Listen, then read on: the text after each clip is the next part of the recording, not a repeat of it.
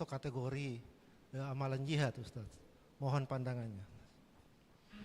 Iya, saya akan bacakan sebuah hadis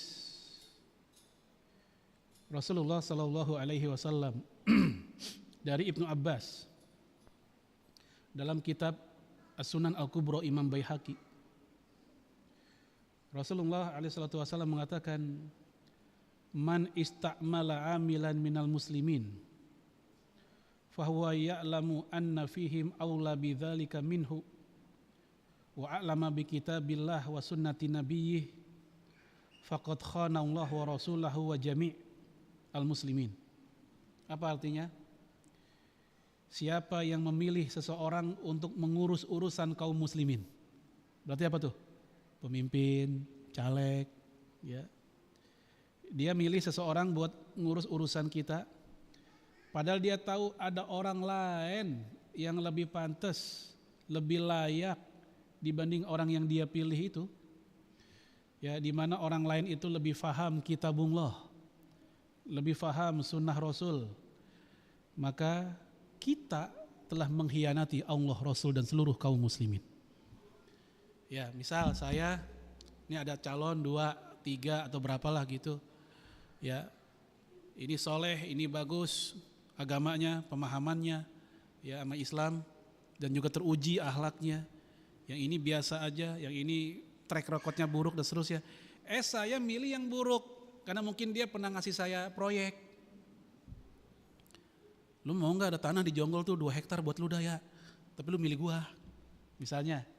Saya milih dia, padahal saya tahu ada orang yang lebih soleh, lebih paham agama dibanding orang-orang ini. Rasul katakan tadi itu pengkhianat, mengkhianati Allah, Rasul dan umat Islam. Ya, ini hadis Imam Baihaqi, sanadnya hasan. Maka memilih pemimpin, baik eksekutif atau legislatif, itu kalau kita niatkan dalam rangka ikut memperbaiki negeri ini, itu juga bisa bernilai ibadah. Ingat dulu pernah saya sampaikan waktu materi terakhir kalau nggak salah ya, waktu kita bahas tentang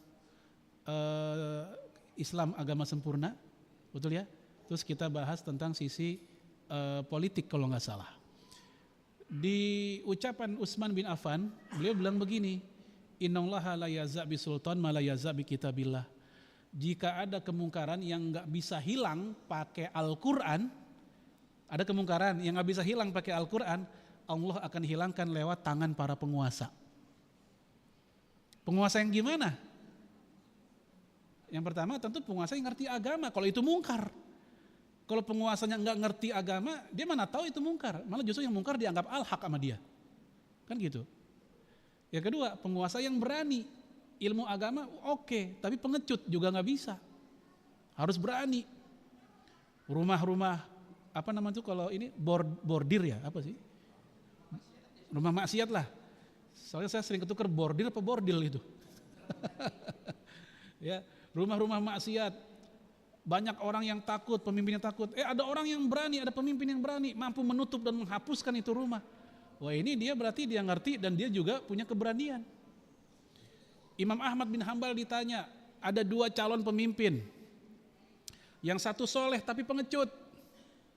Yang satu biasa aja, nggak sesoleh dia, tapi pemberani.